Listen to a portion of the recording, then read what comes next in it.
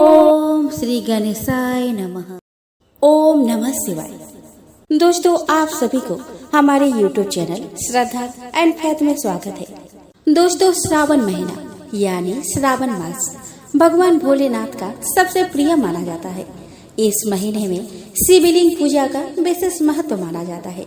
इसके अलावा इस दौरान पड़ने वाले श्रावण सोमवार व्रत का भी अपना खास महत्व है।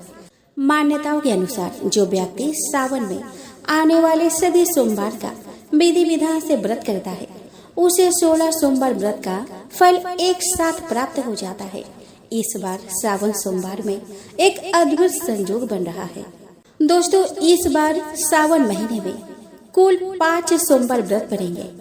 दोस्तों, श्रावण का महीना, जिसे उत्तर भारतीय राज्यों में श्रावण महीने के रूप में भी जाना जाता है, हिंदू धर्म में सबसे पवित्र महीनों में से एक माना जाता है।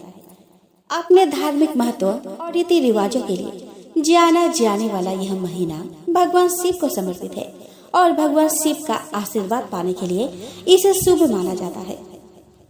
पूरे महीने विशेष पूजा अनुष्ठान और समारोह किए जाते हैं। हिंदू धर्म में श्रावण का महीना बहुत महत्वपूर्ण होता है। इसे साल का सबसे पवित्र महीना माना जाता है और यह भगवान शिव को समर्पित होता है। इसके अलावा यह महीना मानसून के मौसम से जुड़ा हुआ है, जिसे कृषि कार्यों के लिए अनुकूल माना जाता है। भक्तों का मानना है कि इस महीने में भगवान शिव की पूजा करने से लाभ, समृद्धि और मनोकामनाएं पूरी होती है। भगवान शिव का स्वर्गीय आशीर्वाद और आध्यात्मिक उन्नति पाने के लिए लोग कई तरह की प्रार्थनाएं और व्रत रखते हैं। शिव पुराण के अनुसार जो कोई व्यक्ति श्रावण सोमवार व्रत रखता है, भगवान शिव उसके समस्त मनोकामनाएं पूरी कर देते हैं। श्रावण सोमवार के दिन ज्योतिर्लिंग के दर्शन करना बेहद शुभ माना जाता है। इसके अलावा इस दिन भगवान शिव को बेलपत्र भी जरूर चढ़ाने चाहिए। श्रावण सोमवार व्रत वाले दिन प्रातः सूर्य उदय से पहले जाग जाए और शौच आदि से निवृत्त होकर पानी में गंगा जल मिलाकर स्नान करें। इसके बाद पूजा स्थल की अच्छी तरह से साफ सफाई कर एक वेदी स्थापित करें। फिर शिव मंदिर में जाकर या घर पर ही शिवलिंग को दूध चढ़ाए। इसके बाद व्रत का संकल्प लें। श्रावण सोमवार व्रत में सुबह शाम 2 बार भगवान शिव की आराधना करें। पूजा स्थल पर तिल का दीपक जलाए। अगर तिल का तेल ना हो तो शुद्ध घी का भी दीपक जला सकते हैं। इसके बाद भगवान शिव को पुष्प अर्पित करें और उन्हें सुपारी, पंचामृत, धतूरा, भांग और बेलपत्र चढ़ाए। शाम में श्रावण व्रत कथा का पाठ अवश्य करें। इसके बाद शिव जी की आरती कर प्रसाद सभी में बांट दें। शाम की पूजा के बाद आप व्रत खोल सकते हैं। दोस्तों, भगवान भोलेनाथ को प्रसन्न करने के लिए आप सोमवार का व्रत श्रावण मास के किसी भी सोमवार से शुरू कर सकते हैं।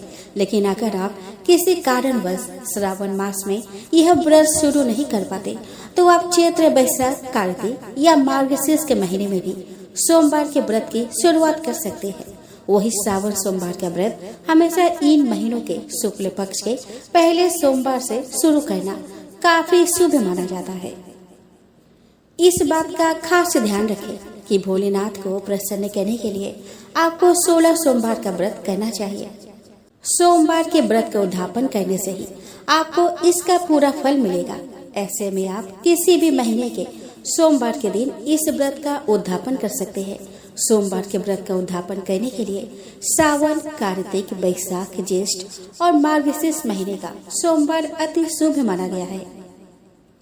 सोमवार व्रत उद्यापन सामग्री में आपको शिव जी और माता पार्वती की मूर्ति या तस्वीर, लकड़ी की चौकी, चंदन, गंगाजल, घी, लाल कपड़ा, फूल, दीपक, अक्षत, बेलपत्र, पान, सुपारी, फल, रोली, मौली, धूप, कपूर, बाती, पंचामृत बनाने के लिए दूध, दही, शहद, घी, मिश्री या गुड़, यह सभी चीजें चाहिए।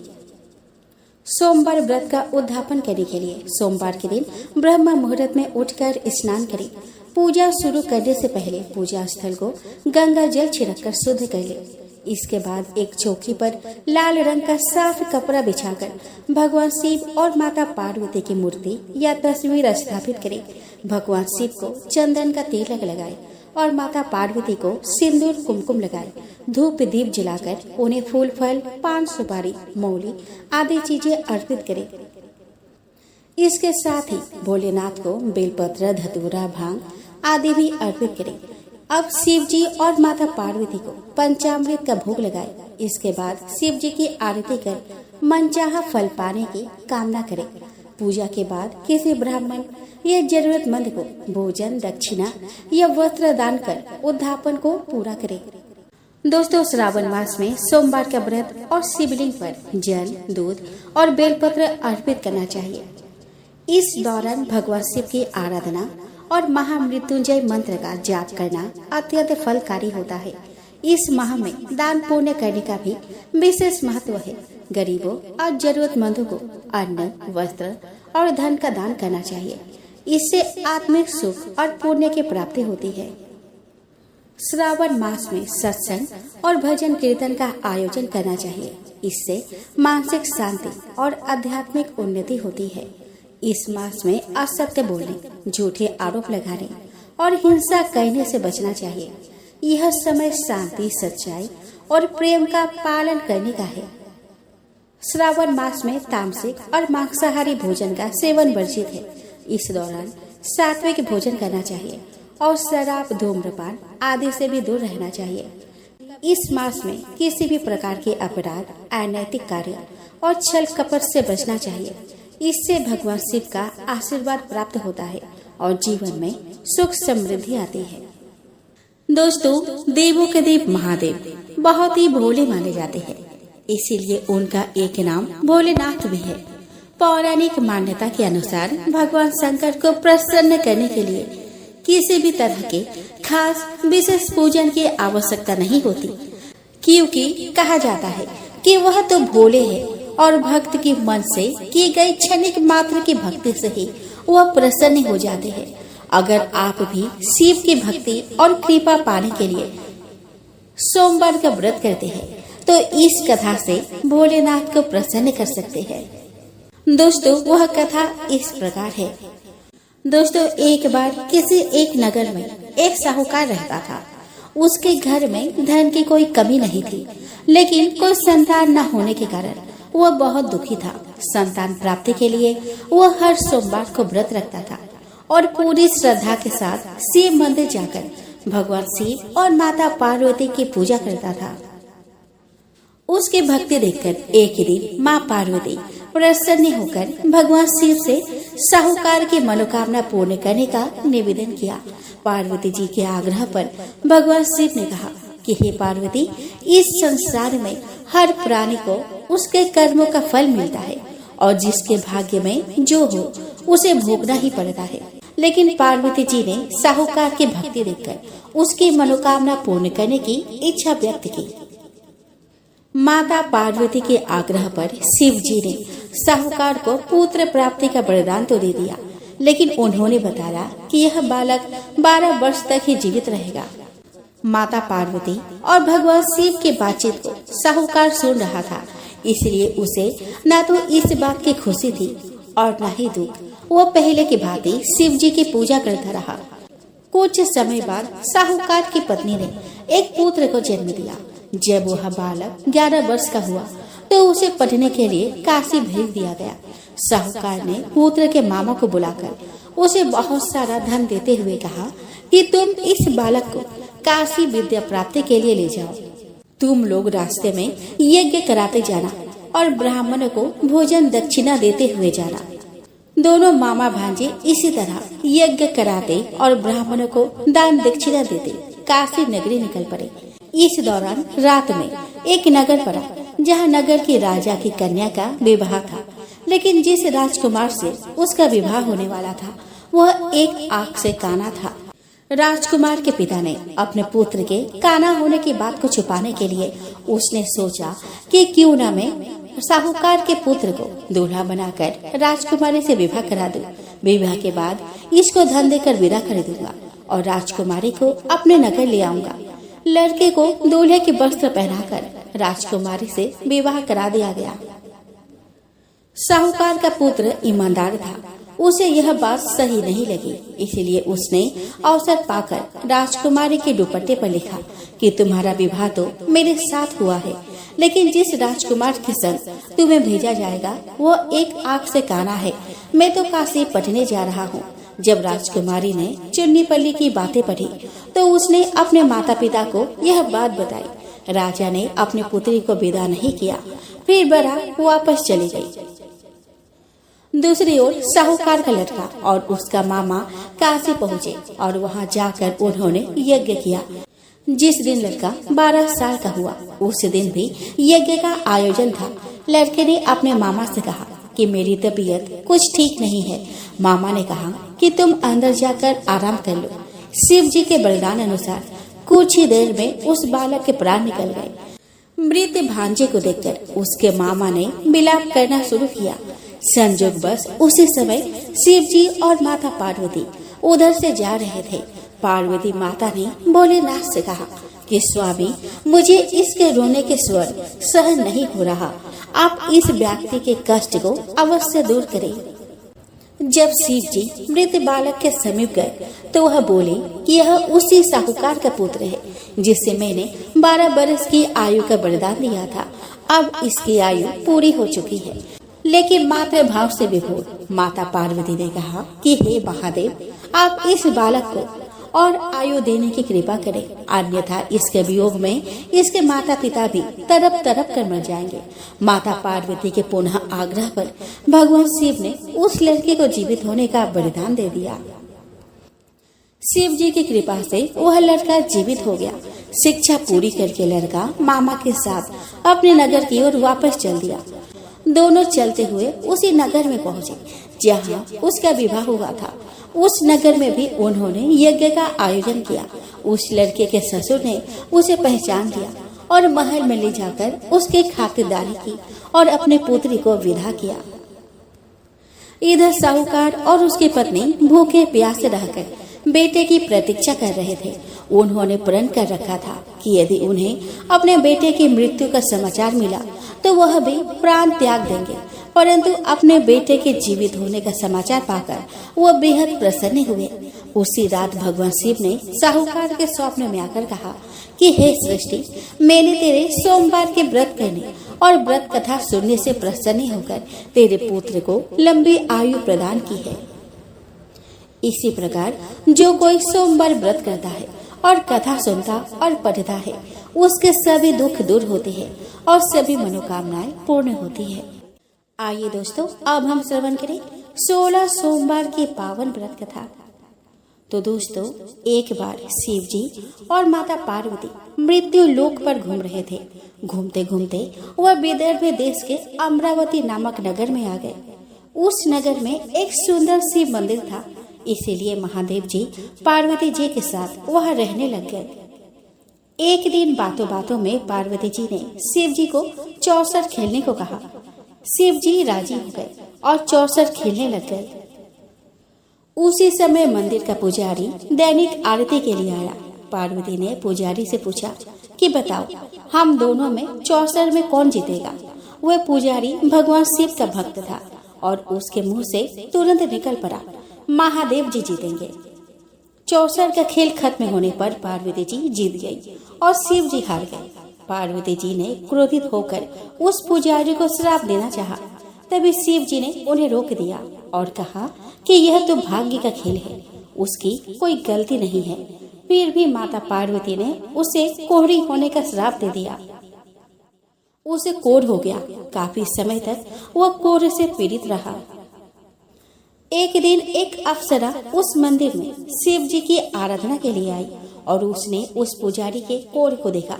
अप्सरा ने उस पुजारी को कोढ़ का कारण पूछा तो उसने सारी घटना उसे सुना दी। अप्सरा ने उस पुजारी को कहा कि तुम्हें इस कोढ़ से मुक्ति पाने के लिए 16 सोमवार का व्रत करना चाहिए। उस पुजारी ने व्रत करने की विधि पूछी। अप्सरा ने बताया कि सोमवार के दिन नहा धोकर साफ कपड़े पहन लेना और आधा किलो आटे से पंजरी बना देना। उस पंजरी के 3 भाग करना। प्रदोष काल में भगवान शिव की आराधना करना। इस पंजरी के 1/3 हिस्से को आरती में आने वाले लोगों को प्रसाद के रूप में देना। इस तरह 16 सोमवार तक यही विधि अपनाना। 17वें सोमवार को 1/4 गेहूं की आटा से चूरमा बना देना और शिव जी को अर्पित कर लोगों में बांट देना। इससे तुम्हारा कोढ़ दूर हो जाएगा। इस तरह 16 सोमवार व्रत करने से उसका कोढ़ दूर हो गया और वह खुशी खुशी रहने लगा। एक दिन शिव जी और पार्वती जी दोबारा उस मंदिर में लौटे और उस पुजारी को एकदम स्वस्थ देखा। पार्वती जी ने उस पुजारी से स्वस्थ होने का राज पूछा। उस पुजारी ने कहा कि उसने 16 सोमवार व्रत किए जिससे उसका कोढ़ दूर हो गया। पार्वती जी इस व्रत के बारे में सुनकर बहुत प्रसन्न हुई। उन्होंने भी यह व्रत किया और इससे उनका पुत्र वापस घर लौट आया और आज्ञाकारी बन गया। कार्तिकेय ने अपनी माता से उनके मानसिक परिवर्तन का कारण पूछा जिससे वो वापस घर लौट आए। पार्वती ने उन्हें इन सब के पीछे 16 सोमवार व्रत के बारे में बताया। कार्तिकेय यह सुनकर बहुत खुश हुए। कार्तिकेय ने अपने दूर गए ब्राह्मण मित्र से मिलने के लिए उस व्रत को किया और 16 सोमवार होने पर उसका मित्र उनसे मिलने विदेश से वापस लौट आया। उनके मित्र ने इस राज का कारण पूछा तो कार्तिकेय ने 16 सोमवार व्रत की महिमा बताई। यह सुनकर उस ब्राह्मण मित्र ने भी विवाह के लिए 16 सोमवार व्रत रखने के लिए विचार किया। एक दिन राजा अपने पुत्री के विवाह की तैयारी कर रहा था। कई राजकुमार राजा के पुत्र से विवाह करने के लिए आए। राजा ने एक शर्त रखी कि जिस भी व्यक्ति के गले में हथिनी वरमाला डालेगी उसके साथ ही उसके पुत्री का विवाह होगा।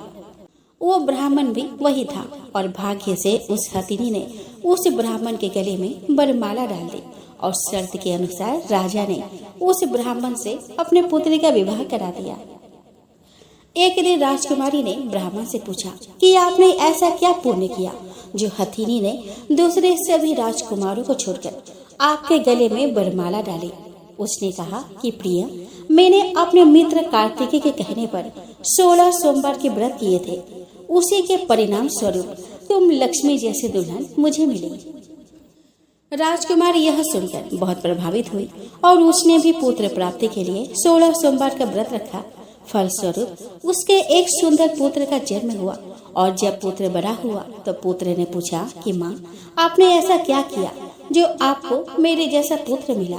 उसने भी पुत्र को 16 सोमवार व्रत की महिमा बताई। यह सुनकर उसने भी राजपाट की इच्छा के लिए यह व्रत रखा। उसी समय एक राजा अपने पुत्री के विवाह के लिए वर तलाश कर रहा था तो लोगों ने उस बालक को विवाह के लिए उचित बताया। राजा को इसकी सूचना मिलते ही उसने अपने पुत्री का विवाह उस बालक के साथ कर दिया। कुछ सालों बाद जब राजा की मृत्यु हुई तो वो राजा बन गया क्योंकि उस राजा के कोई पुत्र नहीं था। राजपाट मिलने के बाद भी वह सोमवार व्रत करता रहा। एक दिन 17वें सोमवार व्रत पर उसकी पत्नी को भी पूजा के लिए शिव मंदिर आने को कहा, लेकिन उसने खुद आने के बजाय दासी को भेज दिया। ब्राह्मण पुत्र के पूजा खत्म होने के बाद आकाशवाणी हुई कि तुम अपने पत्नी को अपने महल से दूर रखो वरना तुम्हारा विनाश हो जाएगा।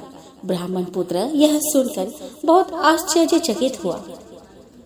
महल वापस लौटने पर उसने अपने दरबारियों को भी यह बात बताई तो दरबारियों ने कहा कि जिसकी वजह से ही उसे राजपाट मिला है वो उसी को महल से बाहर निकालेगा।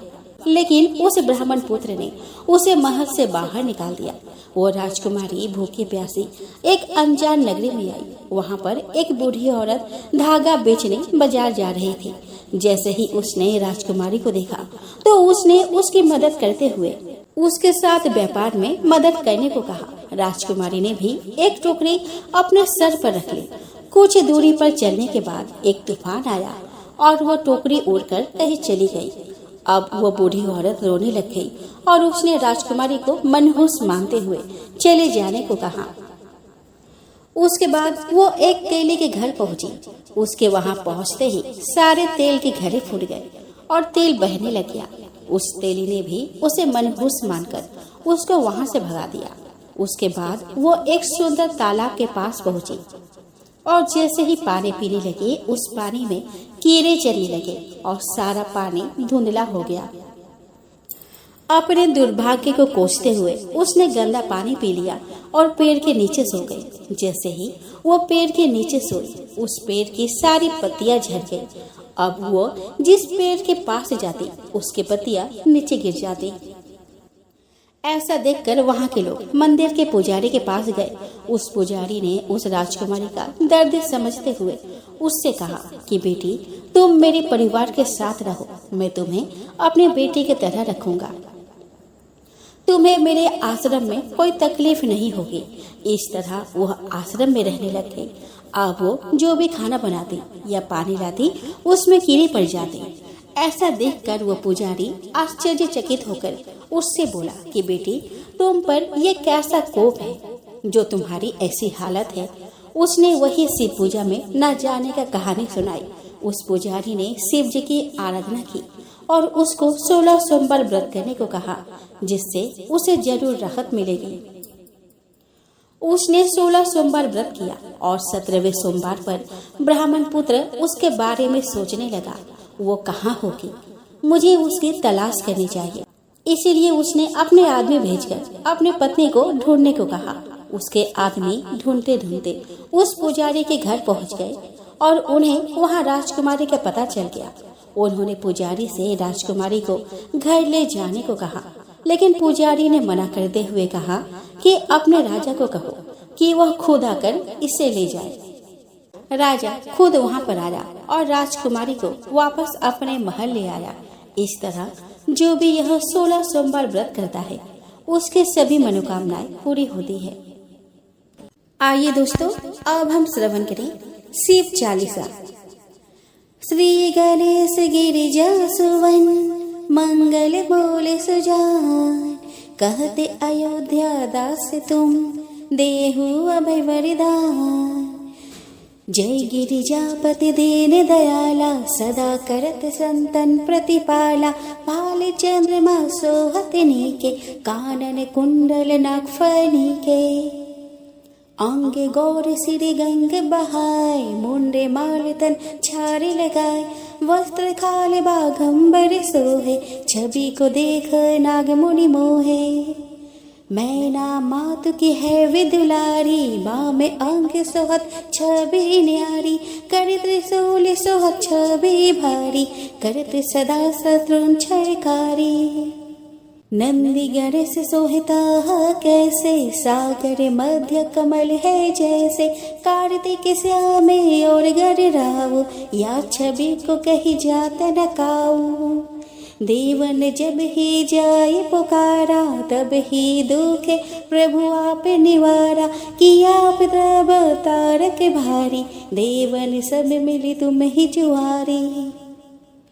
तुरत सडान ने आप पठायो, लवनी में से महामारी गिरायो। आप जलंधर असुर संहारा, सुयस तुम्हारा विदित संसारा।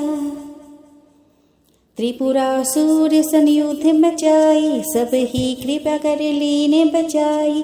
किया तप ही भागीरथ भारी, पूर्व प्रतिज्ञात सुपुरारी।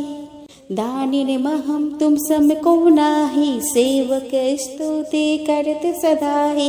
वेद नाम महिमा तव गाई, अकथ अनादि भेद नहीं पाई।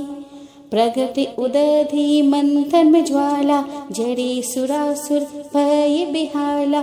किन्हें दया तह करी सहाय, नीलकंठ तब नाम कहाई।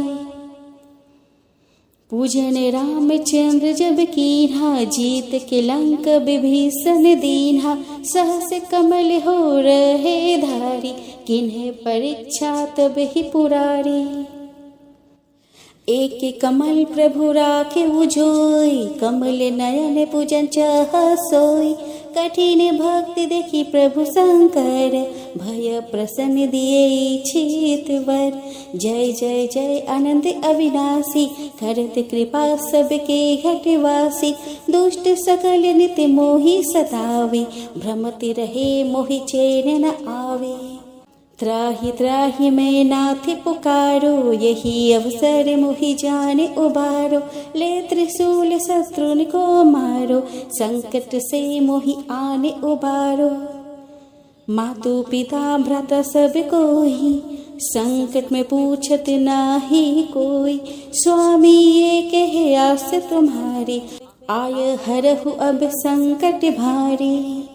धन निर्धन को देत सदाही, जो कोई जाचे वो फल पाही।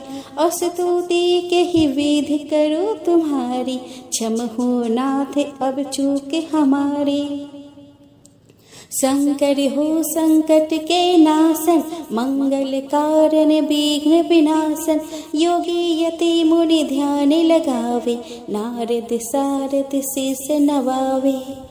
नमो नमो जय नमो शिवाय, सूर्य ब्रह्मादि के पार न पाए। जो यह पाठ करे मन लाई, ता पार होते है शंभु सहाय। ऋणियो जो कोई हो अधिकारी, पाठ करे सो पावन हारी। पुत्रहीन करे इच्छा कोई, निश्चय शिव प्रसादित ही होई। पंडित त्रयोदशी को लावे, ध्यान पूर्वक होम करावे। त्रयोदशी व्रत करे हमेशा, तन नहीं ताकि रहे कलेसा। धूप दीप नैवेद्य चढ़ावे, शंकर सम्मुख पाठ सुनावे। जन्म जन्म के पाप नसावे, अंत्यवास शिव पूरे में पावे। कहे अयोध्यास तुम्हारी, जानी सकल दुख हरहु हमारी। नित्य नेम कर प्रातः ही, पाठ करो चालीसा। तुम मेरी मनोकामना पूर्ण करो जगदीश। मगसर छठी हेमंत ऋतु, संवत 64 जान। स्तुति 40 शिव ही, पूर्ण की निकल्या। आइए दोस्तों, अब हम श्रवण करें शिव जी की आरती। ओम जय शिव ओंकारा, स्वामी जय शिव ओंकारा। ब्रह्मा विष्णु सदा शिव, हरिधांगी धारा। ओम जय शिव ओंकारा। एकानन चतुरानन पंचानन राजे। हंसानन गरुरासन, वृषवाहन साजे। ओम जय शिव ओंकारा। दो भुज चार चतुर भुज, 10 भुज अति सोहे। त्रिगुण रूप निरखते, त्रिभुवन जन मोहे। ओम जय शिव ओंकारा। अक्षमाला बनमाला, मुंडमाला धारी। त्रिपुरारी कंसारी, बरमाला धारी। ओम जय शिव ओंकारा। श्वेतांबर पीतांबर, बाघंबर अंगे। सनकादिक गरुणादिक, भूतादिक संगे। ओम जय शिव ओंकारा। कर के मध्य कमंडलो, चक्र त्रिशूलधारी।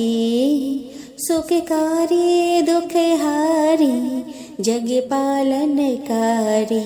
ओम जय शिव ओंकारा। ब्रह्मा विष्णु सदा शिव, जानत अविवेका। मधु कटभ दो मारी, सूर भय करे। ओम जय शिव ओंकारा। लक्ष्मी वो सावित्री, पार्वती संगा। पार्वती अर्धांगी, शिवल हरि गंगा। ओम जय शिव ओंकारा।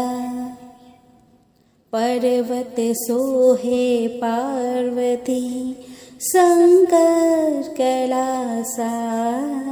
भांग धतुर का भोजन, भस्मी में वासा। ओम जय शिव ओंकारा। जटा में गंग बहत है, गलमुण्डन माला शेषनाग लिप्टावते ओढ़ते मृगछाला। ओम जय शिव ओंकारा। काशी में विराजे विश्वनाथ नंदी ब्रह्मचारी। नीत उठा दर्शन पावत महिमाति भारी। ओम जय शिव ओंकारा। त्रिगुण स्वामी जी की आरती जो कोई नर गावे। कहत शिवानंद स्वामी मन वांछित फल पावे। ओम जय शिव ओंकारा।